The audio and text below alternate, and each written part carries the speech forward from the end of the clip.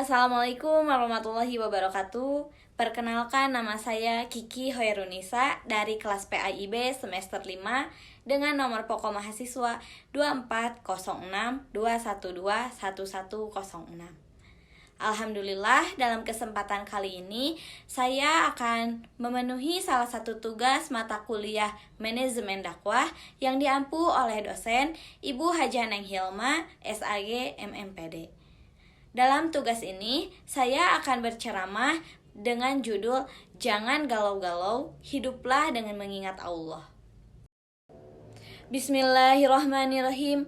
Alhamdulillahirabbil alamin wa bihi nasta'in wa la umuri dunya waddin wassalatu wassalamu ala asrofil anbiya'i wal mursalin wa ala alihi wa sahbihi azmain amma ba'du.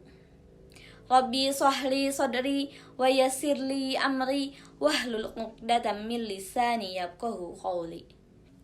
Pertama-tama mari kita panjatkan puja dan puji kehadirat Allah Subhanahu wa taala yang Maha Pengasih, yang Maha Penyayang, yang Maha membalas doa hamba-hambanya yang mengingat dan berdoa kepadanya. Salawat dan salam kita curahkan kepada baginda Nabi Muhammad Sallallahu Alaihi Wasallam, kepada keluarganya, kepada sahabatnya, kepada guru-guru kami, kepada muslimin dan muslimat yang terdahulu dan yang akan datang. Semoga kita semua mendapat syafaat darinya.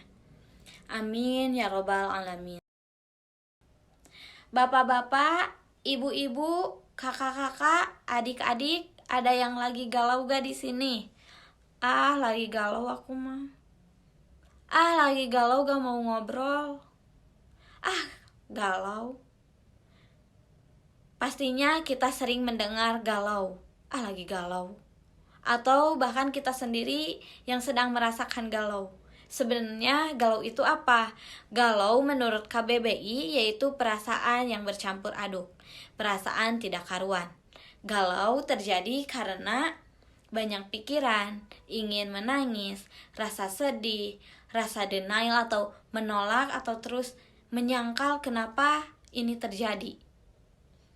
Rasa galau itu malah menjerumus ke hal-hal yang negatif karena kita malas berpikir, malas gerak, malas apapun. Contoh gaul di anak remaja nih, kayak dekat-dekatan sama lawan jenis sampai akhirnya pacaran, dekat-dekat sampai akhirnya putus. Nanti yang cewek atau yang cowoknya menyangkal, kenapa sih harus putus? Kenapa sih dia nyakitin aku? Kenapa sih? Terus nanti akhirnya jadi banyak pikiran, pengen nangis karena dikhianati, pengen nangis karena dibohongin, sedih. Nanti akhirnya perasaan itu bercampur aduk dan akhirnya galau seperti itu.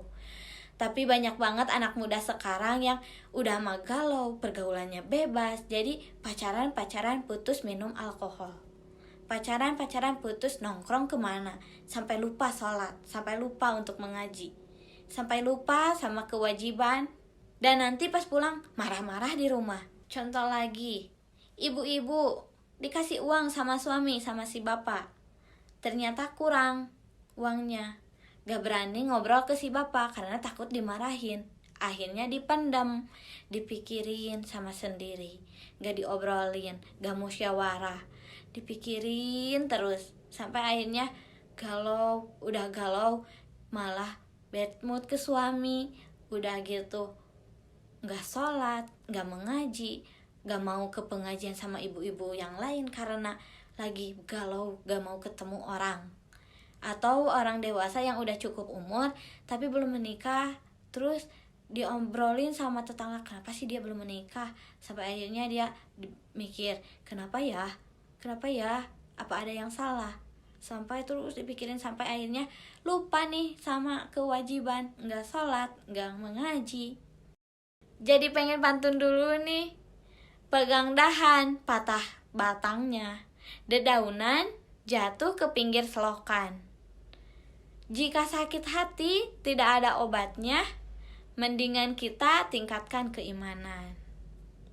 Daripada galau-galau kita malah kebawa arus ke hal yang negatif, mending kalau galau kita ubah dari sekarang. Kalau galau, ambil wudhu, berzikir, berdoa, sholat. Kalau pengen nangis, sedih banget, ambil wudhu, baca Al-Quran, tenangin dengan berdoa. Kita bisa curhat kepada Allah Subhanahu wa Ta'ala daripada kita ada hal apa yang nyakitin dipendam, ada hal yang mau diobrolin tapi gak berani dipendam. Mending kita mulai sekarang mendekatkan diri kepada Allah Subhanahu wa Ta'ala. Sebagaimana yang tertera dalam Al-Quran, surat Al-Baqarah ayat 152. Bismillahirrahmanirrahim. Fadkuruni adkurkum washkuruli wala takfurun. Shadaqallahul adim. Artinya, maka ingatlah kamu kepadaku, maka aku akan ingat kepadamu. Dan bersyukurlah kamu atas nikmatku, dan janganlah kamu mengingkari nikmatku. Quran surat Al-Baqarah ayat 152. Di sini menjelaskan bahwa jika kita mengingat Allah, maka Allah juga akan mengingat kita. Jika kita berdoa kepada Allah, maka Allah akan membantu kita. Jadi ketika kita galau nih, gak karuan, gelisah, kita ambil wudhu, kita berdoa, kita sholat berdoa ke Allah, mendekatkan diri kita kepada Allah, berzikir, sampai akhirnya nanti Allah akan menolong kita menghilangkan rasa galau itu, karena bagi Allah Subhanahu wa Ta'ala itu hal yang mudah. Maka saya ulangi, untuk kita mendekatkan diri kepada Allah dan untuk dijaga, kita dilindungi oleh Allah dari hal-hal yang tidak diinginkan, dari hal-hal perasaan yang berbolak-balik menjadi galau, menjadi enggak beriman, enggak lagi. Kita harus tetap meningkatkan keimanan kita dengan cara berzikir, selalu berwudu, selalu sholat, tidak meninggalkan sholat, mengaji, membaca Al-Quran. Hal-hal yang baik mendekatkan kita kepada Allah, maka Allah pun akan dekat dengan kita, sehingga kita akan dilindungi oleh Allah, kita akan dibantu oleh Allah.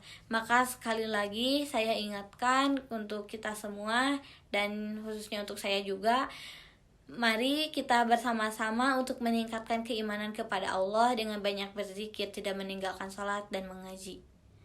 Bantunya satu lagi, ibu-ibu, bapak-bapak, bila ada sumur di ladang, bolehkah kita menumpang mandi? Bila ada umur panjang, mari kita mengaji bersama dan memperbaiki diri kembali. Cukup sekian yang dapat saya sampaikan, kurang lebihnya mohon dimaafkan. Banyak kesalahan, karena kesempurnaan hanya milik Allah Subhanahu wa Ta'ala. Wassalamualaikum warahmatullahi wabarakatuh.